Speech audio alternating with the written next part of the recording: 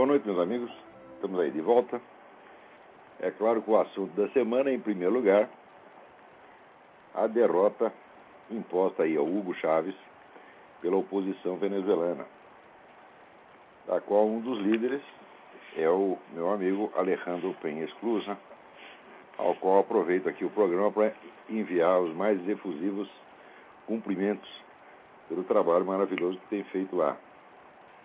O Alejandro foi candidato a presidente da Venezuela uns anos atrás e eu fiz um prefácio a um livro dele, O Continente da Esperança. É uma pessoa com... nem sempre concordo com todas as ideias dele, principalmente no campo econômico, mas não tenho a menor dúvida de que se trata de um grande herói, de um grande patriota venezuelano, e merece todo o meu apoio nessa luta que está empreendendo. Umas semanas atrás eu escrevi um artigo dizendo que o pessoal está muito preocupado com a Venezuela, mas que a situação do Brasil é que é preocupante, porque a Venezuela, afinal de contas, tem uma oposição corajosa, forte, organizada e capaz até de paralisar, né, a indústria de fraudes do seu Hugo Chávez, que sempre ganhou essas eleições plebiscitas na base da maquininha, ele é o dono das maquininhas, né, e com a cumplicidade do Jimmy Carter com a sua fundação e da comunidade europeia, que está todo mundo louco para implantar o comunismo na América Latina, principalmente Jimmy Carter. Jimmy Carter sempre foi um puxa-saco, né, de Fidel Castro, de tudo que não presta no mundo, né? E ele é um sujeito que não pode ver não pode ver um ditador que ele fica excitadinho, né? Então eu vi o Hugo Chávez, ele achou uma maravilha o Hugo Chávez, e foi lá para ajudar, a ver o que podia fazer. E o pessoal da comunidade europeia, né, também, que é a comunidade europeia segue mais ou menos uma pauta leninista, né? Eu sugiro que vocês leiam o livro do Christopher Story, que se chama O Coletivo da Comunidade Europeia. Depois eu dou indicações mais precisas sobre esse livro. O autor chama Christopher Story. Então não é de estranhar que tenham dado todo o apoio aí ao Hugo Chávez. Não adiantou nada, por quê? Porque a oposição fiscalizou tão insistentemente essas maquininhas que não foi possível a fraude. Agora, vejam que coisa. Tive a abstenção de 44%.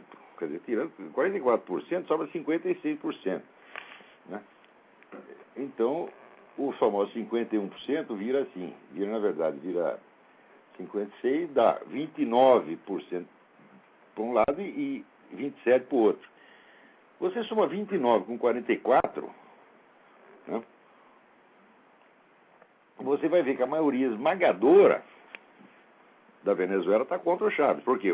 A abstenção não reflete desinteresse. Houve uma campanha entre os setores da oposição pela abstenção. Então, a abstenção é um ato de protesto. Tá certo? Quem se absteve estava evidentemente contra o Chávez. Apenas não confiando na lisura do processo, não quis participar.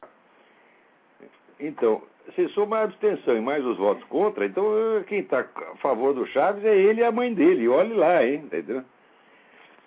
Eu sempre tenho dito, o Chávez não tem o respaldo que ele alardeia, ele não tem essa força toda, ele não está com essa corda toda. Pensando bem, o Chávez não é de nada. Tá certo? E é verdadeiramente perigoso, se você quer saber, é o PT. Por quê? O PT foi quem criou o Foro de São Paulo e foi quem criou o Hugo Chávez. Tá certo? Agora, o PT é justamente, por ser inventor da coisa, o coordenador da porcaria toda, ele mantém uma coisa discreta. Ele manda o Hugo Chávez na frente para o Hugo Chávez se ferrar primeiro. O Hugo Chávez sempre foi um balão de ensaio, né? Então, o pessoal do Foro de São Paulo já tem uma divisão de trabalho. Tem uma máquina revolucionária na América Latina na qual, né, o Fidel Castro é o motorista, o Hugo Chávez é o acelerador e o Lula é o breque. Tá certo? Agora, estão tudo indo para o mesmo lado. Então, não pensem que essa derrota do Chávez significa o fim do processo revolucionário latino-americano. Não, estão vendo apenas o começo. Esse pessoal é o seguinte, a esquerda latino-americana sempre fracassou de maneira tão insistente, persistente e profunda Eles já se ferraram tanto que agora que eles agarraram a rapadura, eles não vão soltar de jeito nenhum. De jeito nenhum. Quer dizer, eu acredito que o Hugo Chávez só sai de lá a tapa. Só que é o seguinte, o povo venezuelano não está aguentando mais ele. Então, mais dia, menos dia, vão tirar a tapa. Agora, no Brasil, o povo não dá tapa a ninguém, o povo só leva, né? Se bem que nós, no plebiscito das armas aí, demos uma lição para essa gente. E provavelmente, nessa coisa do aborto, quer dizer, a rejeição popular maciça desses projetos do governo já está bastante clara. Mas não adiantou nada. Você viu aquele encontro lá das comunidades, das ONGs, etc. Todo mundo contra o aborto. O ministro disse, não queremos nem saber, nós vamos fazer passar isso de qualquer maneira. Esse ministro temporão, ele gosta de aborto. A ideia de aborto parece que tem um sex appeal para esse sujeito, né? Esses caras são todos loucos, né? E eles veem a realidade de uma maneira especial, você está entendendo? Quando fica demonstrado claramente que algo não é problema de jeito nenhum, é aí mesmo que eles insistem. Por exemplo, a famosa, né, epidemia de mortes das mulheres por abortos ilegais. E quando se foi ver, todo mundo falava, chegava até 1 milhão de mulheres por ano, né? Quando foi ver, era 7, 8 mulheres que morriam por ano nessa porcaria, né? E ademais, as empresas, as organizações que promovem o aborto eram as mesmas que subsidiavam essas clínicas de aborto ilegal. Quer dizer, estão tentando criar um problema para depois, como diz no Brasil, você está espalhando a dificuldade para vender facilidade, né? Então, justamente porque o problema não existe, é que o ministro se dedica tanto. Eles criam falsos problemas, porque tudo isso esses programas sociais, essas coisas, tudo, isso é tudo pretexto para a engenharia social. Nenhuma tem a finalidade que alega. Você não pode resolver um problema inexistente. Outra coisa inexistente é a matança de gays no Brasil. Quando você vai ver as estatísticas, são absolutamente...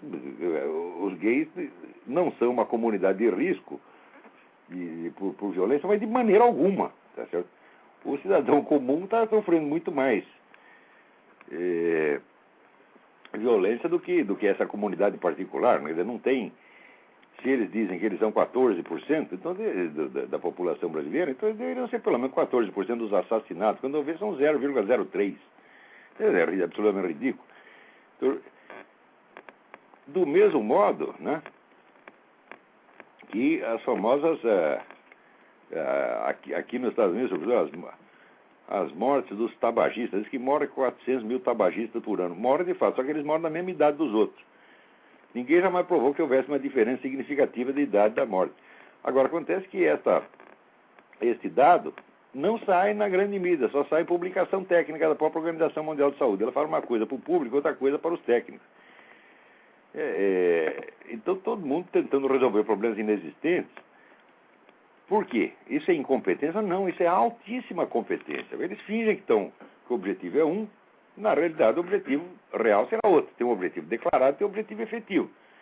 O objetivo efetivo se verificará pelo resultado. Vou dizer para você, por exemplo, na Califórnia, o consumo de cigarro diminuiu para 1/3 do que era. 1/3. Atenção, nos últimos anos diminuiu para 1/3. E o número de casos de asma multiplicou por 4. Quer dizer, eles diziam que ia diminuir teoricamente, você suprimindo o efeito, você deve suprimir suprimindo a causa, você deve suprimir o efeito também. Se isso não aconteceu, porque a causa não era essa. Então, ou que seja, você não conseguiu diminuir a incidência de casos de asma de maneira alguma. Só que você acostumou a população a ter a sua conduta pautada pelo governo. E é esse que é o objetivo. Isso é tudo engenharia social. Né? E esse dia saiu um artigo muitíssimo interessante do João Pereira Coutinho, que é o melhor colunista da Folha de São Paulo. Eu sei que escreve, é o único colunista da Folha que escreve bem. Por quê? Porque ele é português, não é brasileiro. Então, olha o que ele diz aqui. A crônica chama Socorro. Ele diz, eu sei que existem brasileiros que sonham com a Europa. Não falo de Paris, de férias na Torre Eiffel. Falo de viver na Europa, trabalhar na Europa. Quem sabe casar e envelhecer na Europa. Por favor, mude de ideias. Qualquer europeu sensato, com 2 neurônios em razoável funcionamento, trocaria a Europa pelo Brasil. Existe insegurança nos trópicos? Pois existe. Mas na Europa existe segurança a mais. E como a União Europeia, que todos os dias aumenta os seus poderes legislativos sobre a vida do mais insignificante cidadão, a coisa começa a ganhar contornos fantasmagóricos. Pior, de acordo com a revista alemã Der Spiegel, o cenário vai piorar. A União Europeia é liderada por 27 comissários não eleitos, entendo, e os 27 competem em si pelo troféu definitivo. Como produzir o maior número de regulamentos idiotas para transformar um adulto europeu numa criança de 4 anos? Então agora eles regulam o que você pode comer, o que você pode anunciar. Outro dia eu dei no artigo meu uma lista dos artigos que era proibido anunciar, né, na Inglaterra, né? Então tinha lá uns docinhos, né? Uns pirulitos, umas coisas assim. Não pode mostrar isso para as crianças, né? É proibido anunciar isso para as crianças, porque vai corrompê-las. Então o pai não pode mais nem decidir o que suas crianças comem. E o negócio do cigarro e outras coisas, é tudo assim, é tudo engenharia social, tudo para resolver problemas inexistentes. E esses problemas inexistentes são pretextos para você fazer alguma coisa que não tem nada a ver com aquilo. Do meu modo, essas leis de proteção aos gays, né? É como se os gays estivessem sendo vítimas de um genocídio. Tudo isso é mentira. E os caras sabem que é mentira. E esse ministro temporal, aqui, seu ministro, o senhor sabe tudo que eu estou falando. O senhor não está enganando ninguém. Agora, nesta semana também houve aqui uma coisa muito interessante, que é a visita do Lula, né, às favelas do Cantagalo e Pavãozinho.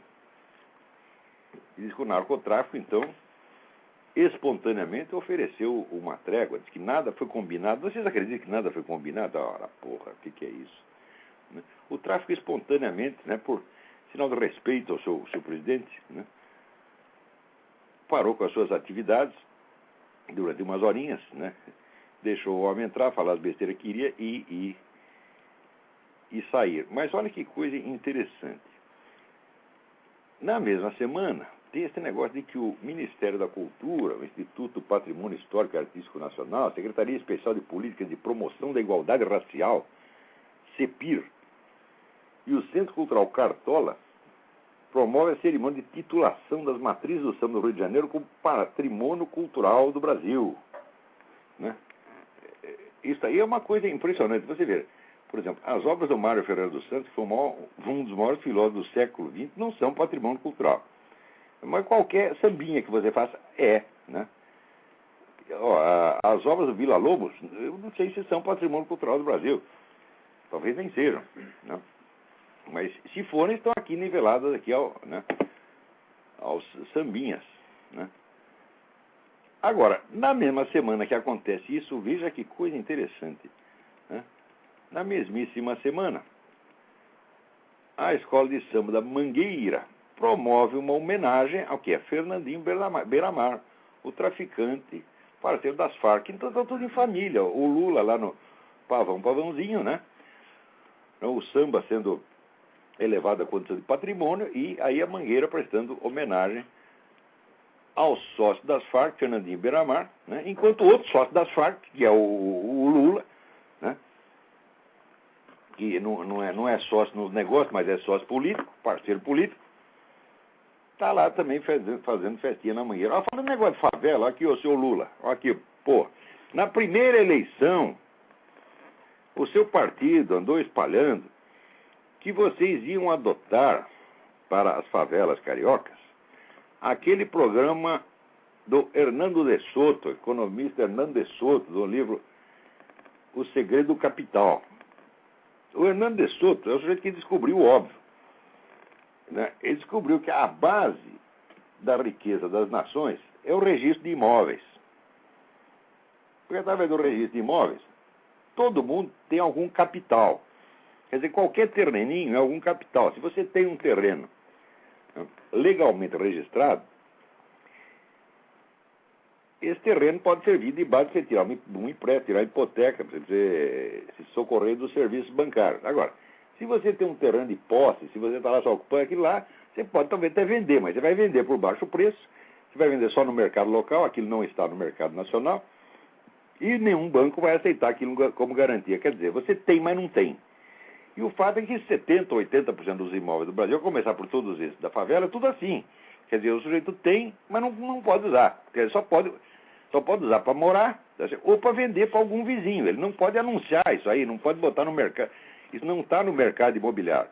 Muito menos serve como garantia bancária. Então, diz o Hernando de Soto, se você somar todos os bens dos pobres, os pobres são imensamente mais ricos do que os ricos. Mas acontece que o capital que eles têm não é capital morto, porque eles não podem usar para nada. Então eu andei escrevendo uns artigos falando desse livro, mostrando a importância dessa ideia, isso é absolutamente fundamental. Aqui nos Estados Unidos, todo mundo que começa um negocinho começa exatamente assim, quer dizer, os negros têm um terraninho, vai lá no banco, né? Quando ele termina de pagar a hipoteca da casa, ele faz outra hipoteca para ele transformar aquele imóvel numa garantia para começar um negócio. Todo mundo começa um negócio assim, aqui nos Estados Unidos. Isso, desde o século XIX é assim. Né? E essa foi, evidentemente, a base da propriedade, da prosperidade americana. O PT andou espalhando que ia aplicar esse negócio no Brasil. Quer dizer, vamos unificar o registro de imóvel, vamos dar certificado de propriedade para todo mundo, vamos botar ordem nessa coisa, vamos começar o capitalismo brasileiro. Eu digo, se fizer, na época eu falei, se fizer essa coisa, eu viro petista no dia seguinte, mas eu sei que vocês não vão fazer, é tudo da boca para fora. Olha, seu Lula, o senhor foi lá no lugar.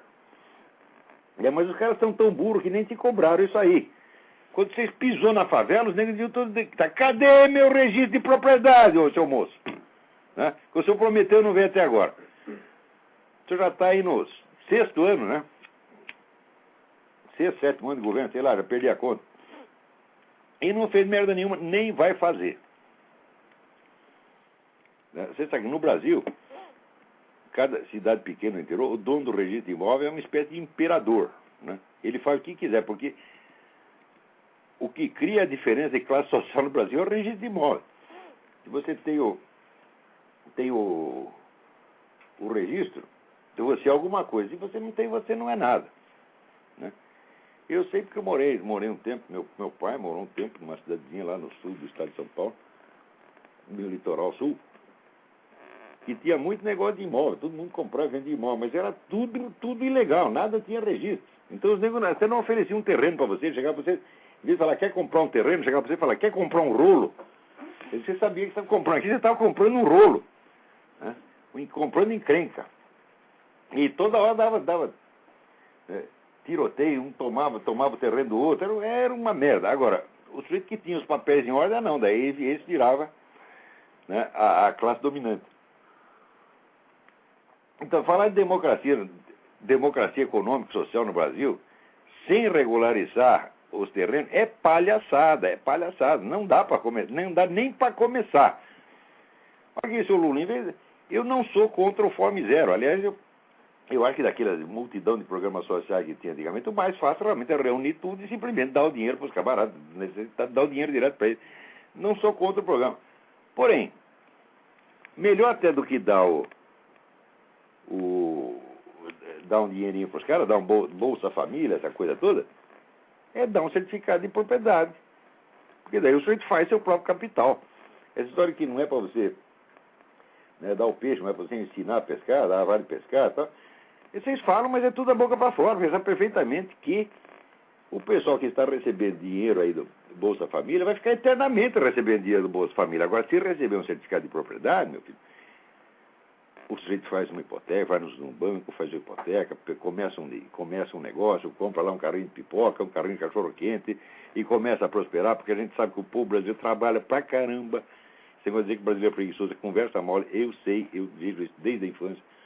Raros povos no mundo são tão esforçados no trabalho quanto o brasileiro. O que falta no Brasil não é isso. Às vezes falta oportunidade para começar um negócio. O Brasil, se tiver 5 mil reais para começar um negocinho, né, em geral ele prospera. No Brasil, nos anos 80, por exemplo, 60% da nossa economia era economia informal. Que economia informal é por iniciativa popular, vamos dizer, extra-legal. Do jeito sem ajuda de governo, nem coisa nenhuma, entendeu? Abria o seu negocinho, trabalhava e prosperava. Quer dizer, aquilo é capitalismo em estado puro. Daí logo já veio o governo, né, com aquele negócio de não, nós precisamos socorrer a pequena empresa. Tá? Fala, pelo amor de Deus. Fala em socorrer, os caras já tremem nos alicerces, porque sabe que socorrer já vem aquela burocracia. Hoje em dia, por exemplo, você começar uma pequena empresa, você leva meses para registrar essa coisa. Né? Então, no Brasil, a atividade capitalista, sobretudo da atividade do pequeno empresário é obstaculizada por todos os meios, obstaculizada e criminalizada, na verdade. Agora, para ganhar voto, disseram, nós vamos aqui adotar o programa do Hernando de Soto, vamos dar certificado de propriedade para todo mundo, tudo da boca para fora, tudo conversa à morte. Porque vocês sabem que se adotar o programa do Hernando de Soto, tá certo? A sua propaganda socialista, tá certo? Vai se tornar letra morta. Né? Se você, a partir da hora que todo mundo tiver certificado de propriedade, todo mundo puder começar seu negocinho, quem vai querer essa merda de socialismo? É hora, porra. Mas vamos em frente. Aliás, esse negócio essa promiscuidade da Mangueira com o Fernando Beiramar, não pense que isso aí é uma exceção. Né? Tem várias investigações na Polícia Federal dando conta da intimidade entre várias escolas de samba e o narcotráfico. Que, aliás, se explica facilmente em função de uma outra intimidade, que é a intimidade das escolas de samba com o velho partido, o Partidão, tá certo? Partido Comunista, né? Que está, vamos dizer, profundamente entrosado com elas já desde o tempo do Getúlio Vargas. É praticamente a mesma coisa. Escola de samba e Partido Comunista é praticamente a mesma coisa, pô. Quer dizer que eles sabem que vamos dizer, são entidades que têm uma grande aceitação do público, tá? Então é lá mesmo que eles vão, então, para parasitar aquilo. Quem me contou isso foi o sujeito que estava lá dentro e que viu tudo, que foi o Dorival Caymmi. O Dorival Caymmi, uma vez, a neta dele trabalhava comigo na época, ele, por uma gentileza, veio fazer lá uma conferência para uns alunos meus, e, entre outras coisas, que a gente perguntou para ele, contou isso, que já no tempo do Getúlio Vargas, né, as escolas de samba eram abrigo dos comunistas. Então, que escola de samba, comunista, narcotráfico, na verdade, meu filho, é tudo a mesma coisa, está tudo misturado, aí não dá para saber mais o que é o que. Tem alguém na linha aí? Alô? Alô? Caiu. Então, vamos em frente aqui. Agora, olha que coisa interessante. O continente latino-americano está ficando cada vez mais incompreensível para quem mora nele, tá certo? E cada vez mais claro e evidente para quem observa de fora. Olha aqui, veja esta notícia no Estadão. Exército treina resgate de brasileiros. O Ministério da Defesa defende a tese de que o Brasil precisa estar preparado para a eventualidade de ter de fazer um resgate em massa da população de brasileiros que vivem na Bolívia e no Paraguai, pois avalia que a estabilidade político-social nos dois países é precária.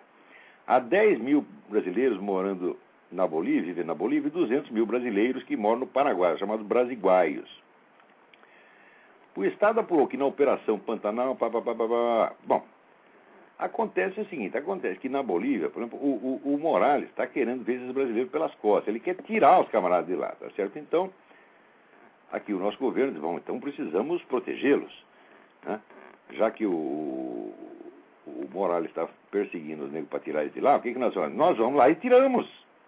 Ou seja, vamos pensar um pouco. O exército brasileiro fazendo isso, ele está protegendo os brasileiros ou ele está executando a ordem do Morales, sob outro pretexto? E eu acho que o Ministério da Defesa está com treta, está querendo enganar as Forças Armadas brasileiras, usá-las como um instrumento aí do Morales, fazendo de conta que está fazendo isso contra o Morales. Porque, na verdade, se o Morales fizer alguma coisa contra os brasileiros que vivem lá, isso é um caso de guerra, quer dizer, ele está perseguindo a nossa população. E nós temos que defendê-lo, não é tirando todo mundo às pressas como ele quer. Não, é devolvendo a pancada para ele. Tá certo? As Forças Armadas existem para defender a nossa população e defender o nosso território. Tá certo? E não para servir como executor da política do seu Morales. Peraí, tem alguém na linha, vamos lá. Alô? Olavo? Eu? Rafael aqui de Salvador, beleza? Tudo bem, Rafael? Olavo, tô ligando pra falar que amanhã faz um ano aí do seu programa, queria parabenizar, dizer que já virou rotina da minha semana aí, ouvir suas palavras. Muito obrigado pela sua constância. Valeu. E aí eu queria lembrar que semana passada, você no final do programa começou a falar de psicologia, aí você começou dizendo que o Jung não era um bom teórico, era mais um bom clínico, né? E quando você ia falar das suas referências, o programa acabou, eu fiquei na curiosidade. Se você puder voltar a esse assunto aí, eu sei que o tempo é curto. Eu sugiro. Um abração, tchau. Tudo bom. Eu sugiro aqui, não só ao Rafael, mas aos interessados nisso, a leitura de um estudo muitíssimo interessante que tem sobre Jung no livro do físico Wolfgang Schmidt. Wolfgang é um nome alemão, mas o sobrenome não é Schmidt alemão, é Smith americano. É um físico americano, um homem de uma cultura extraordinária e de uma compreensão filosófica incomum. O livro chama-se Cosmos and Transcendence. Não é um livro difícil de achar. Se vocês forem na página www.bookfinder.com e botar lá Cosmos and Transcendence, né, Wolfgang Schmidt, vocês acham facilmente. Tem várias livrarias que ainda tem por aí. Ali está uma parte, vamos dizer, das objeções que se poderia fazer ao Jung, mas eu ainda tinha observado, vamos dizer, uma coisa fundamental, um erro fundamental na tipologia do Jung, e essa tipologia é um dos fundamentos da psicologia dele. É muito do que ele foi. Muito restante das conclusões que ele tira é baseado na tipologia. Então, se a tipologia está errada, isso compromete o edifício inteiro. E a tipologia é baseada em dois tipos de distinções. Ele diz, primeiro, que na mente humana existem dois tipos de funções. Umas que são desenvolvidas e que atuam no nível da consciência, e outras que são arcaicas, primitivas e que atuam inconscientemente.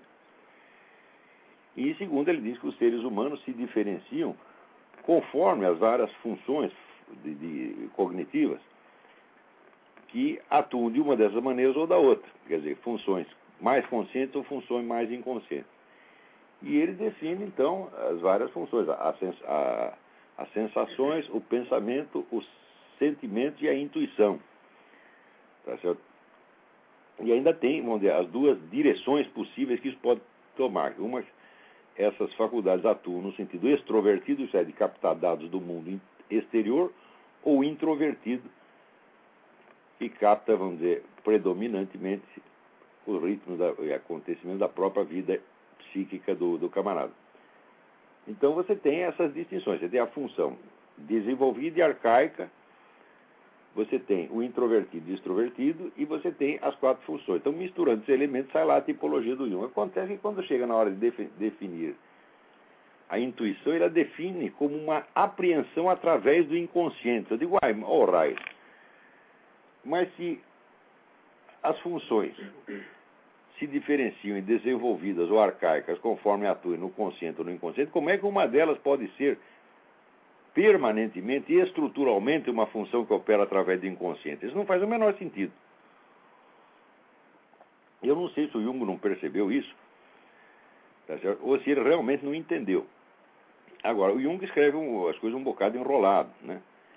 Ele não é jamais um escritor claro. Ele é às vezes um escritor sugestivo, ele tem umas figuras de linguagem muito interessantes. Mas ele é meio enrolado na hora de escrever. Então, eu não sei o que aconteceu lá.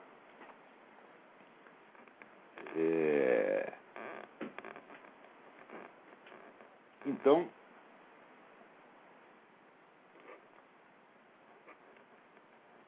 essa aí é, vamos dizer, uma das muitas objeções que eu tenho sobre o Jung. Uma outra que eu tenho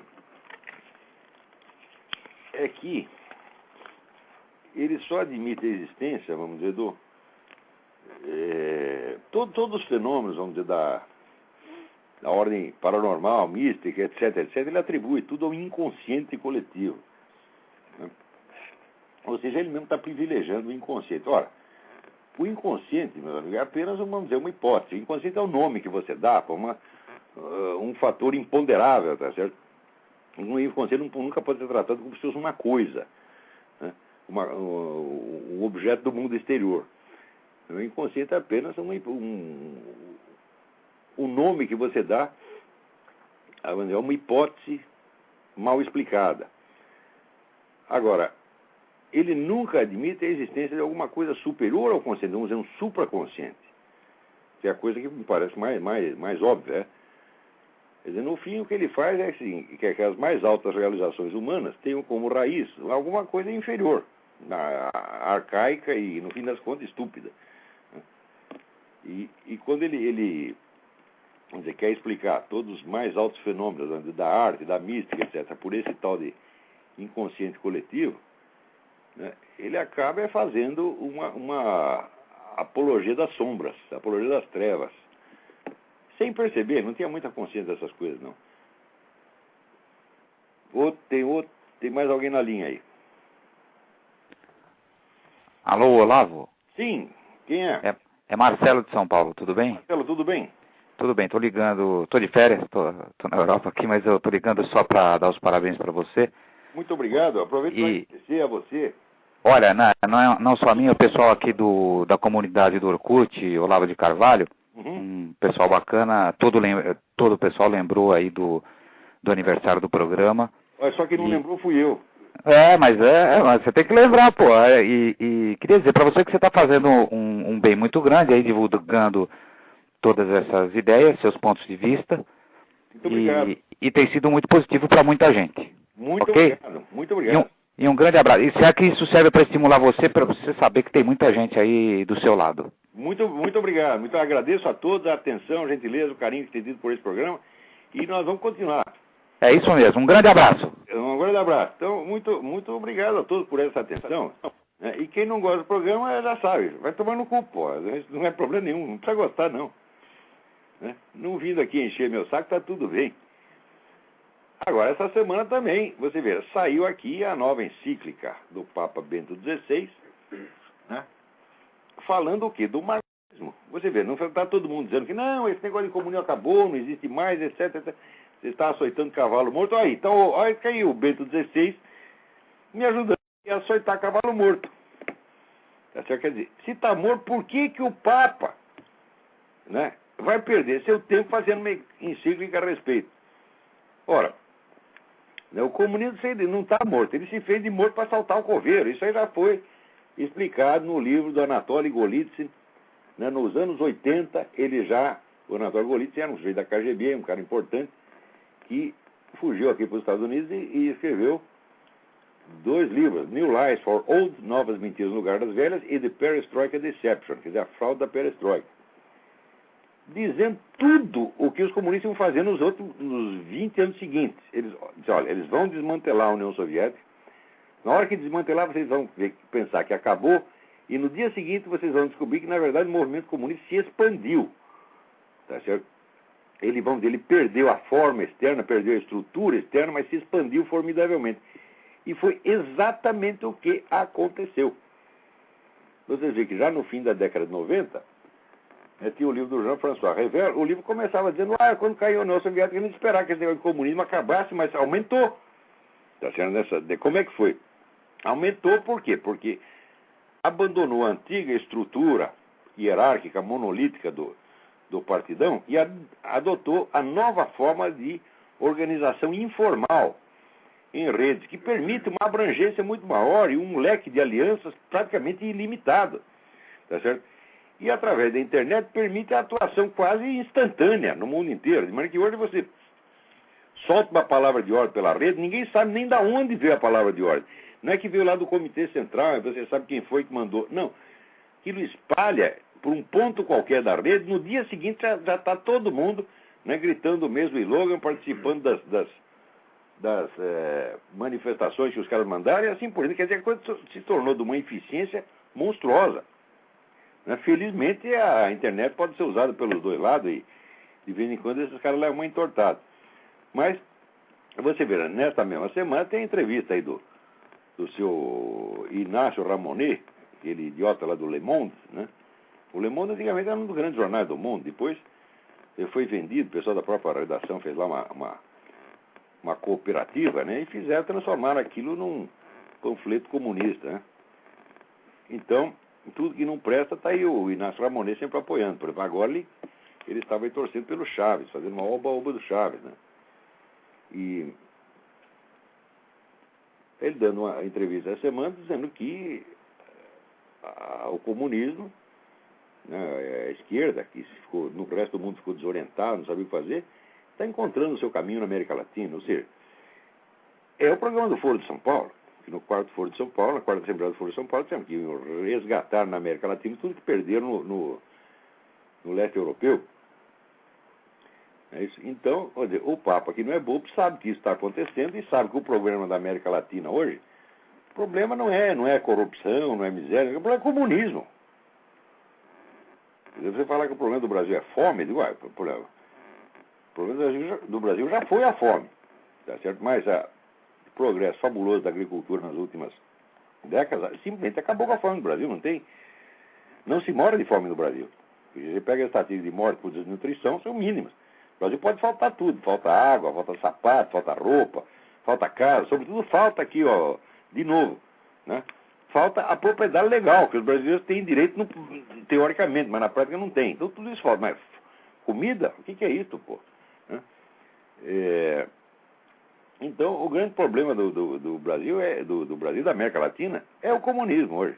Não é nem só o narcotráfico. O narcotráfico é um instrumento. Você vê que o narcotráfico avulso acabou.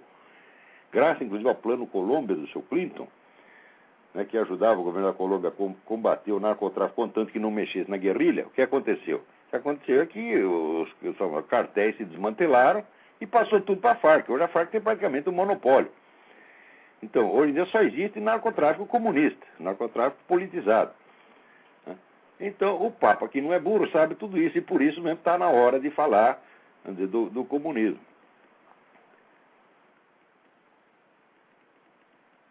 Muito bem. Vamos ver o que mais. Aqui, o Alessandro Vieira Braga me pede um comentário sobre Mário de Andrade, Haroldo de Campos e Antônio Aires no seu próximo programa. Né? Bom, então, em primeiro lugar, olha, o Mário de Andrade era um bom sujeito, era um homem de cultura, tá certo? Mas, olha, você aguenta ler a poesia do Mário de Andrade? Ninguém aguenta. Aquilo é de um artificialismo, de uma frescura absolutamente insuportável. Ninguém lê aquilo. E quando você vai ler o Macunaíma, você diz, bom, Macunaíma é muito interessante na sua versão cinematográfica. Foi muito engraçado, feito com o Grande Otelo. Né? Tem ideias ali, as ideias são ótimas. Né? Se o Mário de Andrade soubesse escrever, aquilo seria um livro muito interessante. Mas o que ele fez ali, vamos dizer, foi um exercício de filologia, né? Um exercício de pedantismo filológico, que torna a coisa ilegível, intragável, artificiosa. Agora, o enredo mesmo é muito interessante, né? Como símbolo, o Macunaíma é muito bom. Então, mas ele valeu mais no cinema do que na literatura. Eu não conheço ninguém que tenha lido Macunaíma inteiro, a não ser esse mesmo idiota que vos fala. Quer dizer, porque eu fiz por obrigação, quer dizer, li as 5 primeiras páginas por interesse, daí eu falei, não, vamos ter que ler por teimosia, né? Então, só estudioso mesmo é que vai fazer uma força para ler aquilo. O povo não aguenta ler, porque é muito artificioso, muito chato. Quanto ao Haroldo de Campos, não preciso dizer nada. O Bruno Tolentino, meu falecido amigo, já disse tudo que tinha que dizer desses caras no livro Os Sapos de Ontem. Né? E o Antônio Aires, outra coisa. O Antônio Aires, olha, a definição do Antônio Aires que deu foi o Milor Fernandes. O Milor Fernandes, ele disse, o Antônio Aires, ele conhece todas as palavras da língua. Ele só não sabe juntá-las. Então, é isso aí. Leia um texto do Antônio Aires e você vai ver que coisa mais... É a mesma coisa do Mário de Andrade, essa mania modernista, né, do pedantismo, de querer escrever enrolado para parecer inteligente. Isso é uma coisa estúpida. Note bem, eu não sou um adepto intransigente daquele, vamos dizer, estilo límpido, clássico, tipo Machado de Assis. Não, às vezes eu gosto de um negócio barroco, mais enfeitado, também fica legal, você entendeu? Mas precisa saber fazer, porra! Vamos lá. Tem alguém na linha aí? Alô, Olavo? Eu? Sim, Olavo, aqui Alfred Smith, de São Paulo. Alfred Smith, tudo bem? Sim. Olavo, sabe que o Chávez perdeu o tal de referêndum hoje, né? Alô? O Chávez. Sim, sim. Ele perdeu o tal referêndum. Eu comentei isso logo no começo do programa. Ah, sim. Eu queria saber tua opinião, porque parece que forma parte da estratégia esta comunista de esconder-se e de transformar-se para que baixem a guarda, entendeu? Olha, eu realmente não sei, eu não tenho um conhecimento mais aprofundado da situação. Não sei se Você está insinuando a possibilidade de uma vitória, uma derrota consentida, né? Sim, exato. Para poder simular uma democracia. É até possível, né? Eu vou tentar, durante a semana, contactar o Alejandro Penha Esclusa, Sim. que está lá, é um dos líderes da oposição, tá, para ver se ele me analisa sobre esse aspecto. Eu não seria capaz de fazer isso. Pois Mas eu prometo que eu vou tentar, não prometo que vou conseguir, mas vou tentar contactá-lo e ver o que ele tem a contar sobre isso. Pois não, Olavo, muito obrigado. Se aconteceu isso, você pode ter certeza do seguinte: tem uma pessoa no Brasil que vai descobrir, que é a Graça Salgueiro, que é a pessoa que faz a Blogspot Nota Latina. Ah, sim. Que é a pessoa mais informada sobre isso. Se tem isso, mais dia menos dia a Graça descobre. Pois não. Porque ela escreve, ela troca correspondência com todo mundo na América Latina. É a pessoa mais informada que tem. Graças, Salgueiro. Graça Salgueiro. Você procura Nota Latina, uma palavra só, Nota Latina. Pois não. Obrigado, Olavo. Obrigado você pela participação. Um abraço. Então, tá aqui, o Rodney está corrigindo alguns dados que eu tinha dado no outro programa, sobre quem são os formadores de opinião mais consultados ali no Google, mais referenciados no Google. Tá certo? E eu disse que eu tinha recebido essa sugestão de um leitor e fui lá conferir. Mas eu conferi errado, porque eu esqueci de botar as aspas. E daí o Paulo Henrique Amorim apareceu lá com 1.380.000 referências. Mas essas não são referências ao Paulo Henrique Amorim, são as 3 palavras separadas: Paulo, Henrique e Amorim. Assim não vale. Então, quando você põe Paulo Henrique Amorim entre aspas, fica reduzido a 178 mil. Né? Mas, obrigado pela correção, mas de fato não é necessário, porque na nota que está circulando na internet já está esse levado em conta, já está corrigido. Agora, esses dados tem que atualizar, né, todos os dias. Aliás, a revista Época está promovendo aí uma enquete de quem são os 100 brasileiros mais importantes. Ora, você pega aqueles nomes citados lá e põe lá no Google para você ver o que acontece. Esses caras não são importantes coisa nenhuma. Eles estão pondo gente lá que ninguém conhece, que não só não fez merda nenhuma, como ninguém sabe o que o sujeito não fez, você está entendendo? Então é simplesmente, o que acontece, vamos dizer, transparece imediatamente em referência no Google. Quer dizer, o Google mostra a atenção que as pessoas estão prestando ao que aquela pessoa diz. Tá certo? E se você vai ver lá, por exemplo, Vanderlei Guilherme dos Santos ontem tinha 33 mil referências. Né? Quer dizer, o que é isso? Eu acho que quando o sujeito começa a contar a partir de pelo menos 200 mil referências, 300 mil referências, uma coisa assim. Abaixo disso é um ilustre desconhecido. Tá, né?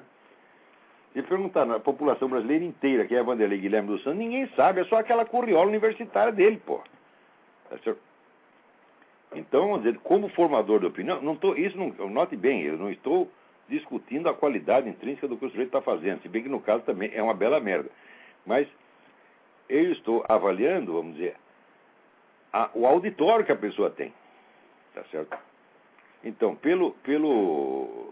pela pesquisa ali, eu seria o 5º formador de opinião que tem mais público no Brasil. Se bem que eu estou competindo com gente que tem programa de televisão, gente que mostra a cara todo dia lá, tipo o Arnaldo Jabor. Quer dizer, o Arnaldo Jabor, então ele deveria ter, né, 1000 vezes mais público do que ele não tem só um pouquinho a mais. Tá certo? Então isso mostra, vamos dizer, que grande parte, vamos dizer, da popularidade desse pessoal não se deve ao conteúdo que eles estão falando, mas à riqueza dos meios de difusão colocados à sua disposição. Porque no fundo não tem coisíssima nenhuma para falar, não é isso? Agora, não esqueçam que, por exemplo, o Reinaldo Azevedo, agora ele está na Veja, mas o Reinaldo se fez com o blog pessoal dele. Ele não tinha grandes meios de difusão, e foi pelo conteúdo que ele estava falando que ele atraiu a atenção do público. A mesma coisa vale para este meu programa e para a minha coluna. Tá certo? Eu não tenho programa de televisão, este programa aqui é um programa de iniciativa pessoal minha, tá certo? Não tem patrocínio, não tem nada, tá certo? Ao passo que esse pessoal que tem patrocínios milionários, de apoio de Rede Globo, etc., bom, às vezes consegue um pouquinho mais de audiência do que eu e o Reinaldo, mas olha lá, é só um pouquinho, né? Agora aqui o Ricardo Silva me manda aqui uma carta mal criada que ele mandou para o Merval Pereira, porque agora o pessoal do Globo começou a estar falando do Foro de São Paulo como se sempre tivesse falado do assunto, né? E quer ver o que o Ricardo fala? Ele desce o cacete aqui no Merval, meu Deus do céu. Eu ligo o meu rádio e minha TV e vejo a imprensa brasileira ser cúmplice desse governo corrompido que aparelha o Estado, tem um projeto autoritário, que usa qualquer meio mais sólido para chegar aos seus fins, que manipula a verdade das estatísticas, que discursa sempre conforme a conveniência. E olha, é isso aí, cara, é isso aí que a imprensa está fazendo, a imprensa brasileira é isso. Agora, ela faz isso, ela puxa o saco, tá certo? Ela serve a este aparato e ainda é criticada por ele, porque não é tão esquerdista, ela ainda tenta manter alguma aparência de neutralidade, e isso já é suficiente para ofender a sensibilidade do aparato comunista. Vamos lá. Tem alguém na linha. Olá, meu Marco Borghesso. Marco? Sim. Tudo bem, Marco? Tudo bom. Diga. Eu queria perguntar se você viu a matéria da Veja sobre o Colégio de São Bento. Pois é, que lá já virou escolinha do MST também. Mas a igreja no Brasil é isso, pô. Quer dizer, dirigida, né, pela CNB do B, como diz o meu amigo Meira Pena. O que pode dar? Os colégios católicos viram tudo escolinha do MST. Essa coisa, olha, eu como conservador, não acredito em colégio conservador no Brasil. A igreja no Brasil está precisando levar umas palmadas, entendeu?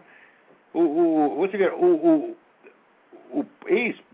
falecido Papa João Paulo II, ele dizia o seguinte: os brasileiros são cristãos no sentimento, mas não são na fé.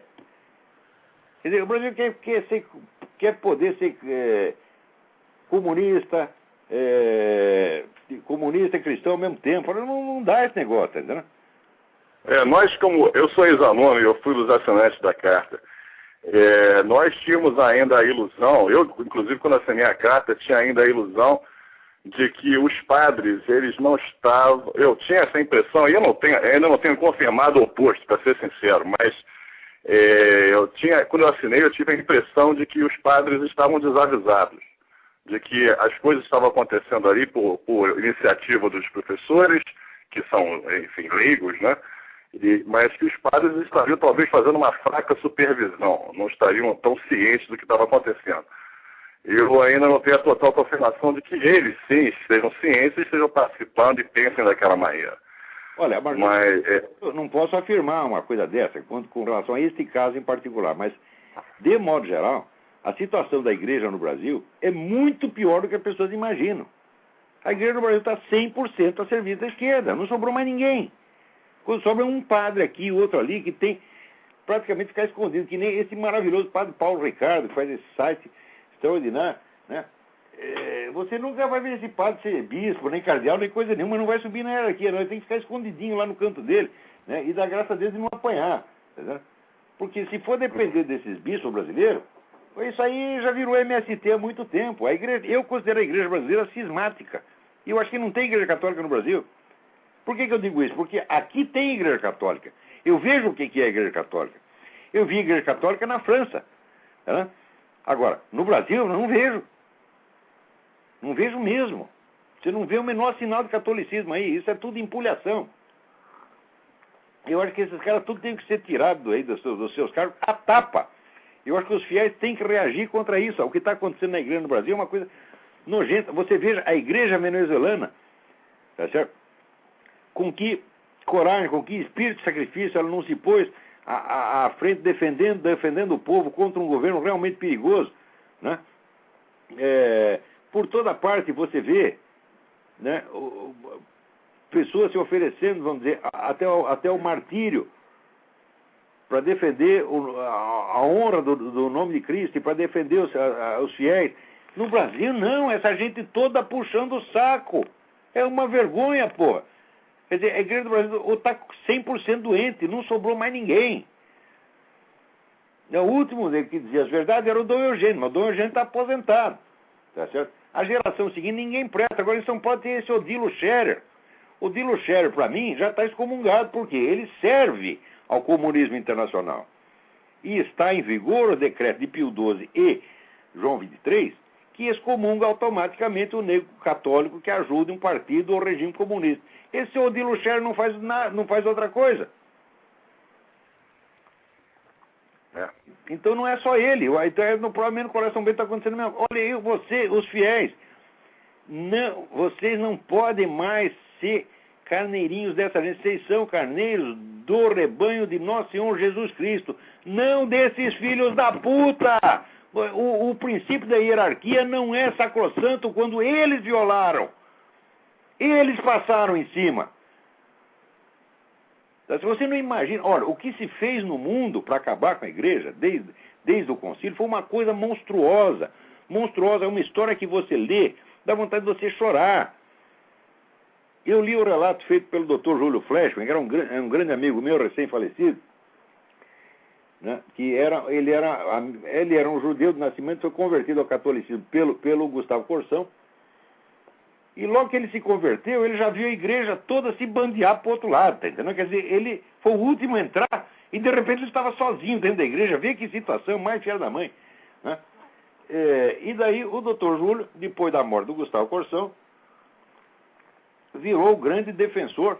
Não é do tradicionalismo, não existe isso, igreja tradicional, só existe uma igreja. Quer dizer, o sujeito que insiste, vamos dizer, em continuar ou oficiando ou assistindo à missa como se fazia antes do concílio, ninguém tem o direito de puni-lo. Então, como não pode punir oficialmente, o que eles fazem? Perseguia pelas costas, perseguia, boicotava, fazia difamação. É uma coisa horrorosa. Quer dizer, e a imprensa inteirinha já tomou partido. Quer dizer, ela trata esse pessoal da igreja antiga como se fosse eles fossem cismáticos. Eles fossem heréticos. Certo. Agora, depois da declaração do Papa, isso não pode ser assim. Ninguém jamais os excomungou. Pode ter excomungado uma pessoa ou outra por alguma atitude. Mas ninguém é excomungado por querer fazer a missa antiga. Outra coisa, a diferença da missa antiga para nós não é que uma é em latim e outra é em português. Não é isso, é o texto da missa que é alterado, em pontos importantes. E como o sujeito pode achar que o texto da missa nova é duvidoso, ele, justamente por via das dúvidas, se atém à antiga, que é o que a prudência recomenda. E se disser o texto da antiga está errado, a igreja está errada há 2000 anos. E só agora que acertou, que é uma coisa absolutamente impossível. Tá certo? Então, agora, se você lê aí as folhas de São Paulo da vida, ou assiste os filmes de Hollywood, né, você fica achando que o pessoal da igreja tradicionalista é herético, cismático. Não são nada disso. Ninguém no Vaticano jamais disse que são. Sim, agora o Papa tirou qualquer sombra de dúvida em relação a isso, né? Ele está tirando a última dúvida que pode restar. Não, a igreja é uma só. Estão todos aqui dentro. Sempre tiveram. Note bem, quando foi excomungado o Dom Marcel Lefebvre, ele não foi por uma questão doutrinal. Ele foi por um ato de desobediência explícita ao Papa. Se ele agiu bem ou mal, não sei. Mas eu, pelas coisas que eu vi, pelas atitudes do Marcel Lefebvre, o Marcel Lefebvre é quase um santo. E doutrinariamente ele é impecável. Agora, a situação da igreja no Brasil está calamitosa. É preciso tomar uma atitude séria. Primeira coisa, parar de reconhecer esses camaradas, tá certo? Como príncipes da igreja. Eles não são nada. Não são absolutamente nada. Quer dizer, você não pode fazer com que o princípio da hierarquia se sobreponha à própria doutrina. Isso não é possível, isso é absurdo. Isso você está fazendo um elemento burocrático predominar sobre a própria palavra do nosso Senhor Jesus Cristo. Ora, um decreto papal é um decreto papal. Agora a opinião do seu bispo, do seu cardeal, é só a opinião dele. Ela é até a opinião do Papa. Se o Papa diz, eu acho isso, eu acho aquilo, é a opinião dele. Agora, se ele firma um decreto, ali firmou ex-cátedra, isso se incorpora automaticamente à doutrina da igreja. Então, isso que eu estou falando, esse decreto contra o comunismo de Pio XII e João XXIII, está incorporado na doutrina da igreja. O sujeito ajudou o regime ou partido, ou governo comunista, está excomungado automaticamente. Agora, então você vê, de toda aquela putada que participou do Concílio Vaticano II, tem uns 80% ali que estão excomungados porque fizeram exatamente isto. Você veja, o genocídio na China, feito pelo governo chinês, foi pior depois da década de 60. Eu estava vendo hoje mesmo na página do R.J. Rummel, que é o sujeito que mais estuda esse negócio de genocídio, que aliás ele não chama genocídio, ele chama democídio no mundo, e ele dá ali uma estatística, e você vai ver que o grosso da matança chinesa foi depois do concílio. E a igreja não pôde abrir a boca contra isso, por quê? Porque o concílio tinha se comprometido a não falar mal do comunismo. Então quem assinou essa porcaria já está excomungado automaticamente. Então esses caras são os portadores do escândalo, eles estão escandalizando as almas dos fiéis, porra. E esses caras, o Cristo disse o que fazer com eles. Seria melhor amarrar uma pedra do pescoço e jogar no mar. Não que a gente vá fazer isso, mas o Cristo disse que seria melhor. Agora, para não fazer isso, dá-lhe um pontapé na bunda. Tá certo? E vai dizer, cardeal é a puta que eu pariu, bispo é a puta que eu pariu, você não é nada, você é excomungado, você não é nem sequer um membro da igreja. Agora, eu que sou um pecador, um filho da puta, eu sou um membro da igreja. E vocês não. Porque ninguém vai ser excomungado porque diz palavrão. Peraí, tem mais gente na fila aí, mano. Obrigado. Brigadão. Vamos lá. Alô? Alô? Alô, Olavo? Sim. Tudo bom, Marcos, aqui de Porto Alegre falando. Oi, tudo bem? Tudo bem, tudo bem. Ah, parabéns pelo programa aí, um aninho, né? Uma velhinha. Pois é, rapaz. Já está Então, um homenzinho. Tomara que venham vários zeros depois.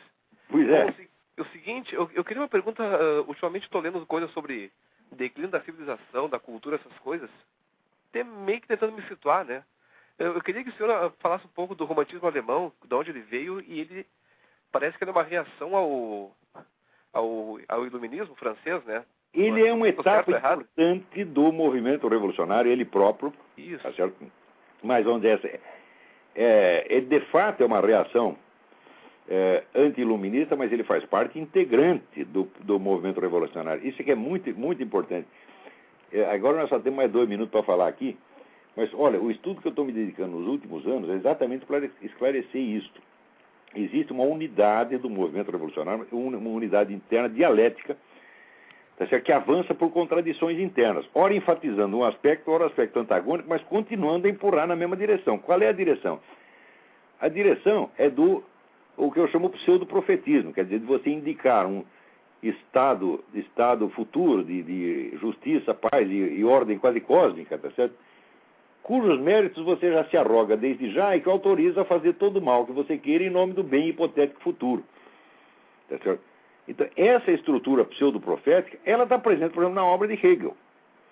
Agora, note bem, eu não posso comprometer nisso todo o romantismo alemão, porque Schelling começou com essa mesma coisa, mas depois ele entendeu como é que o negócio funcionava. Então, vamos dizer, as obras finais do Schelling, que são a filosofia da mitologia e a filosofia da revelação, não fazem parte do ciclo revolucionário e, ao contrário, elas nos trazem muitos dos remédios para a gente acabar com essa merda, né? Então, olha, infelizmente aqui o nosso tempo já ainda tem mais uma pessoa na fila, vamos ver se dá para atender mais um. Desculpa ter dado uma resposta tão abreviada assim, mas é o que dá para fazer agora. Não, tranquilo, Deus abençoe, Olavo. Um abraço. A você também, um abração. Obrigado. Olavo? Eu? Boa noite. Boa noite. Ricardo. Ricardo, tudo bem? Tudo bem. Olavo, em primeiro lugar, eu queria te parabenizar pelo trabalho que você está fazendo.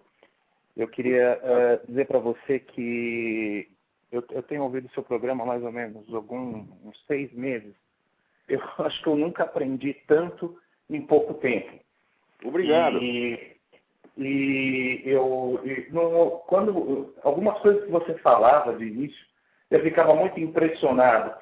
E principalmente que você falava em relação à Universidade de São Paulo, né? Porque eu estudo lá na Faculdade de Direito. Aquilo é o puteiro, a USP é o puteiro. Olavo, quando eu começo a ver certas coisas lá dentro, eu lembro imediatamente das coisas que você fala. E aquilo ali, tem departamento daquela universidade que é pura doutrinação marxista, Olavo. Pura doutrinação. Ciência filosofia mesmo não se estuda. Eu estudei marxismo, meu saco. Eu passei anos ali lendo o Georg Lukács, a escola de Frankfurt, essa coisa toda. Eu sei o que é marxismo. Esses caras, nem para fazer propaganda marxista, pregação marxista, eles fazem propaganda do MST, porra. É uma vergonha isso aí.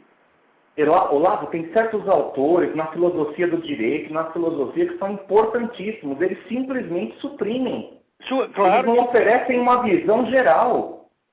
Eles querem que você veja o que eles acham que tem valor. E é a escolinha de Frankfurt. Não é só porque... É Adorno. Eles têm medo. Você acha que eles vão enfrentar aí um Eric Wegener, né? Um Bernard Lonergan, o Xavier Zubiri? O que é isso? Se eles forem ler isso, vai dar congestão cerebral, eles vão morrer. Eles fogem e dizem que o diabo fora da cruz, porra. É assim, é uma mistura de comunismo, vigarice e uma incapacidade, uma inépcia, uma burrice fora do comum. Vocês estão sendo vigaristas mesmo. E Olavo, você vê às vezes ali que certos professores ocupam certas cadeiras, não é por mérito, não. É porque reza a cartilha. Pois é. Ora, você quer saber? Fala intelectual de esquerda. Fala, no Brasil tem um intelectual de esquerda. Que é o cara Guilherme Mota, que é o sujeito que ainda dá para conversar. O sujeito é mais comunista que a peste. Mas ainda tem algum restinho de dignidade intelectual na medida que isso é compatível com o comunismo dele. Mas é o último que resta. O resto é tudo vigarista, porra. Quer dizer, não é uma questão de divergência política. Queria eu poder ter divergência ideológica com esses caras. Vou ter divergência ideológica com quem não tem meia ideia na cabeça. Só tem mentiras, só tem propaganda. Como é que vamos discutir seriamente com o Emir Sader, com esse quartinho de Moraes? O que é isso, porra? Eu estou falando que são vigaristas. Notem bem. Olavo, eu queria estar na faculdade na época em que você foi lá debater com a Laura, Olavo. Eu leio a transcrição do seu debate, eu gostaria de estar lá. Aquele sujeito não pode ser professor primário, ele não tem preparação para isso, é uma besta quadrada, é um inepto. Eu saí de lá com dó do cara, e eu prometi que eu nunca mais ia aceitar polêmicas com intelectuais de esquerda, porque o pessoal estava me acusando de bater em criança. Então, eu não vou mais bater em criança, eu não aceito mais debate com eles por causa disso. Eu faço tanto malefício para os caras que eu fico com dó. Aliás, falar em malefício, deixa eu dar uma sugestão para vocês. Não percam a série de debates do Dinesh de Souza com esse pessoal do ateísmo militante, o Daniel Dennett, Christopher Hitchens, e espero que ele pegue agora o Dawkins e o Sam Harris. Mas ele reduz os caras a pó. Você não sabe se ri ou se chora, você está entendendo? Porque Olavo, eu sei que é tão grande. Olavo, mas olha, é um apelo importante, até porque eu sei que o tempo é curtíssimo, Olavo. Eu queria que, no momento oportuno, você comentasse o seguinte também. Eu encontro em vários lugares, Olavo, pessoas que têm uma certa consciência do que está acontecendo, que têm alguns valores ainda importantes no coração, mas quando você fala de fazer alguma coisa, ninguém faz nada, Olavo. Eu convido as pessoas para grupo de estudo, eu convido as pessoas para fazer alguma coisa, ninguém se interessa, ou morre de medo.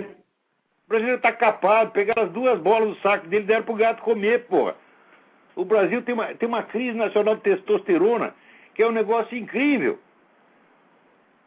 Eu nem sei mais como é que as pessoas continuam nascendo aí, porra. Bom, para nascer... É uma apatia, né, Olavo? Apatia, né, Olavo? Uma coisa, um desfibramento, uma coisa horrorosa que está acontecendo. Né?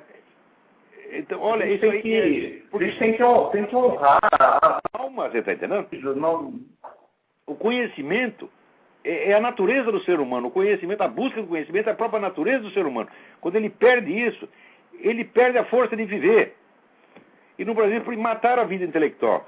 Agora, o que é patrimônio cultural? É o samba, é o Morro da Mangueira lá, puxando o saco do Fernandinho Beiramar. Isso é cultura nacional. Eles acabaram com a cultura superior brasileira. O Brasil não tem mais cultura superior e não sabe o que é. Só que a hora que acaba isso, acaba o resto também. Então, a gente não tem que ter complacência com essa gente. Olha, eu trato assim, os humildes com humildade, tá certo? Agora, o sujeito burro e arrogante, eu piso em cima, tá entendendo? Tem que pisar em cima desses camaradas que não merecem respeito. Olavo, eu vou desligar. Olha, eu peço a Deus, Olavo, sinceramente, que lhe dê muitos anos de vida, para você terminar o seu trabalho. Você tem muito a contribuir, Olavo. Você, olha, eu não tenho palavras. Eu gostaria de ter conhecido você antes, Olavo. Agradeço seus votos. Olavo, continua, Olavo, continua, por favor. Eu preciso de mais energia para continuar nessa luta. Ok, Olavo, boa noite, viu? Foi um prazer. Prazer foi meu. Olha, muito obrigado a todos que nos ouviram durante esse ano inteiro. E vamos começar tudo de novo, vamos em frente, tá? Obrigado a todos, que Deus os abençoe.